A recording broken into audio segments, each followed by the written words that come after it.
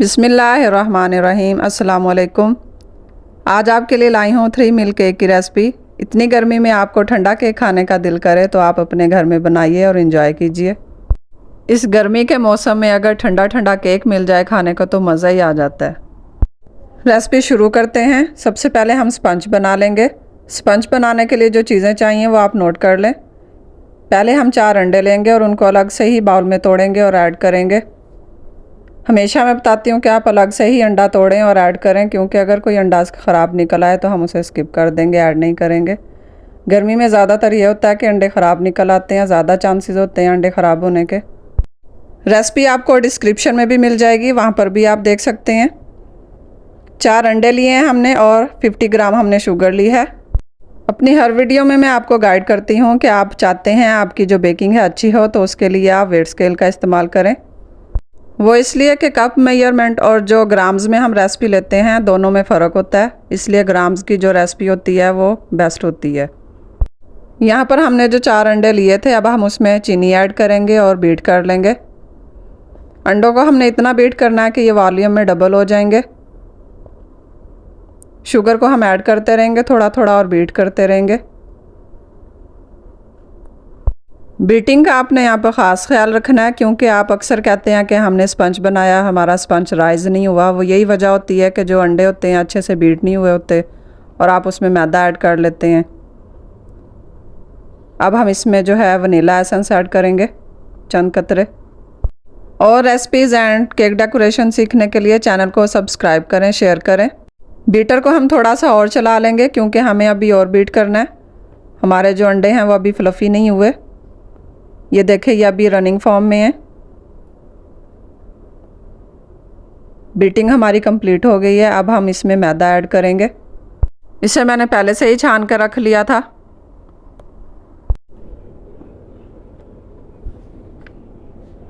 मैदे में ऐड करेंगे कॉर्नफ्लोर 5 ग्राम और बेकिंग पाउडर मैंने लिया है 4 ग्राम्स। हर चीज़ को आपने अच्छे से साफ़ करके ऐड करना है, कोई भी चीज़ ज़ाया नहीं होनी चाहिए।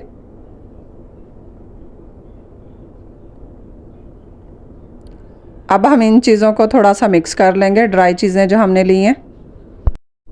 ड्राई चीज़ों को अब हम अंडों में मिक्स करेंगे। इनको आपने थोड़ा थोड़ा मिक्स करना है, हल्के हाथ से, ज़्यादा मिक्सिंग आपने नहीं करनी, अंडों का जो वॉल्यूम है वो बैठ जाएगा।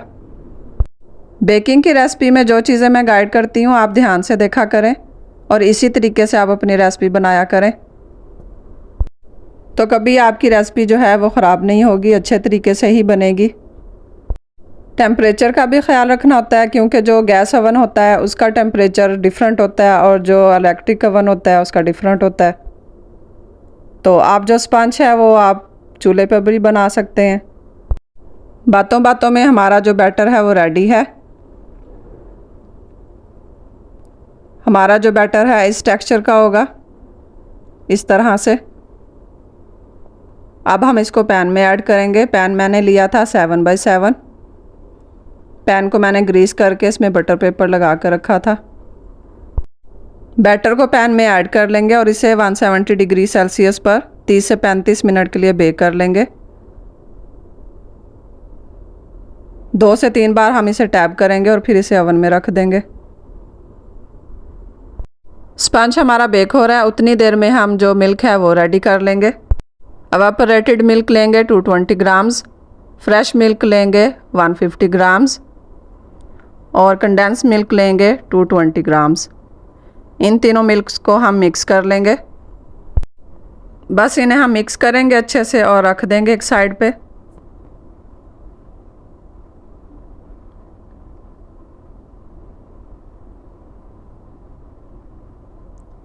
मिल्क हमारा रेडी है। इतनी देर में हमारा जो स्पंज है वो भी बेक हो गया है। अब हम इसे डीमोल्ड कर लेंगे। बटर पेपर हटाएंगे एहतियात से और इसकी फ़ाइनल लुक देखिए। ये देखिए कितना सॉफ्ट एंड स्मूथ रेडी हुआ है। अब इसे हम मोल्ड में ऐड कर देंगे।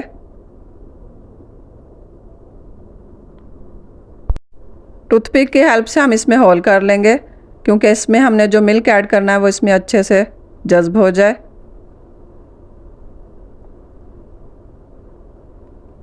इस तरह से हमने जो सारा मिल्क जो हमने बनाया था अब इसमें हम ऐड कर देंगे मिल्क आपने सारा ही स्पंज पर ऐड करना है।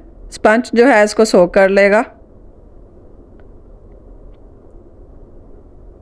मिल्क ऐड करने के बाद हमने जो मोल्ड है उसको हमने फ्रीज़र में रखना है 5 से 6 घंटे के लिए। ये देखिए जितना भी हमने मिल्क ऐड किया था स्पंज ने सारा सोक कर लिया। अब इसे 6 से 7 घंटे के लिए फ्रीज कर देंगे।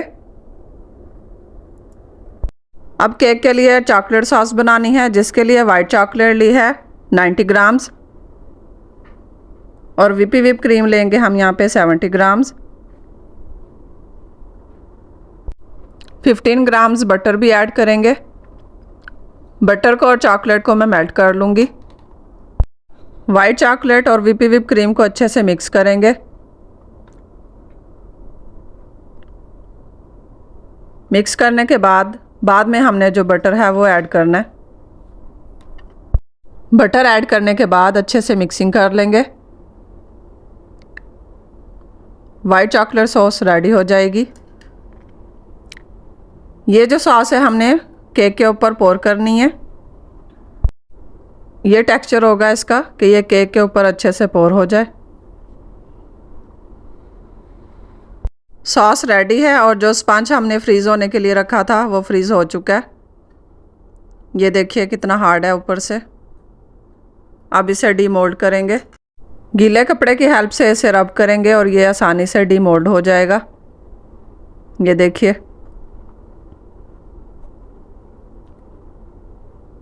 अब हम इसे व्हिप क्रीम से कवर करेंगे। क्रीम जो है मैंने पहले से ही व्हिप करके पाइपिंग बैग में डालकर रख ली थी। इस तरह से हम क्रीम लगाएंगे। बिगनर्स के लिए ये अच्छा तरीका है पाइपिंग बैग की हेल्प से क्रीम लगाना। इस तरह से बहुत आसानी से क्रीम लग जाती है केक के ऊपर। अब नाइफ की हेल्प से क्रीम को स्मूथ कर लेंगे और साइडों से स्क्रैपर की हेल्प से करेंगे। जो बिगनर्स सीखना चाहते हैं उनके लिए यह आसान तरीका है स्क्रैपर की हेल्प से केक को नीट करना। जो एक्स्ट्रा क्रीम है हम उसको रिमूव कर लेंगे। अब केक का टॉप क्लीन कर लेंगे नाइफ की हेल्प से।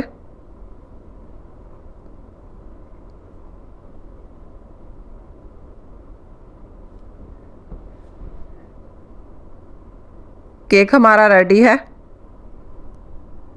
अब हमने इसे थोड़ी देर के लिए फ्रिज में रखना है। उसके बाद हम इस पे जो सॉस हमने बनाई थी वो पोर करेंगे।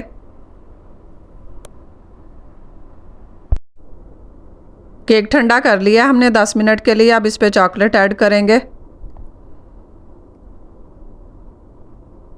चॉकलेट आप इस पे अपनी मर्ज़ी के अकॉर्डिंग भी ऐड कर सकते हैं, ज़्यादा या कम।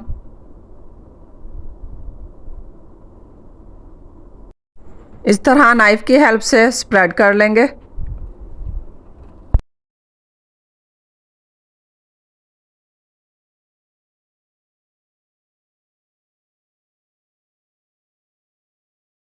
केक तकरीबन रेडी है।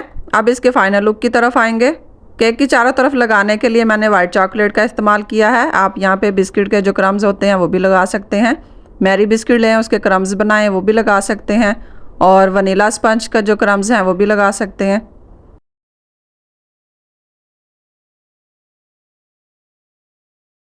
अब जितनी भी चॉकलेट हमने लगाई थी स्क्रैपर की हेल्प से अच्छे से केक पर हम लगा देंगे।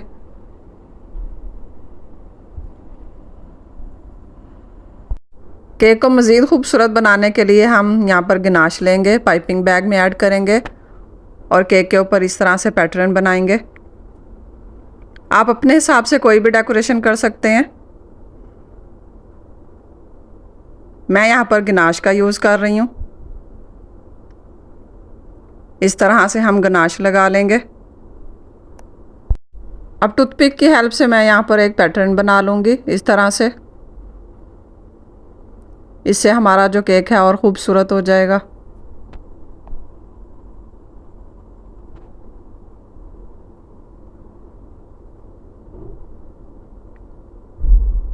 यह है हमारे केक की फाइनल लुक।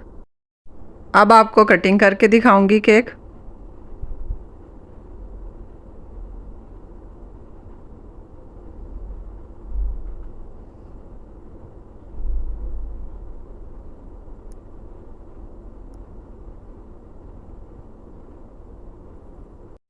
देखिए माशाल्लाह से कितना प्यारा केक रेडी हुआ है। मज़ीद वीडियोज़ एंड रेसिपीज़ सीखने के लिए हमारे चैनल को सब्सक्राइब करें, शेयर करें। Thanks for watching. अल्लाह हाफिज़।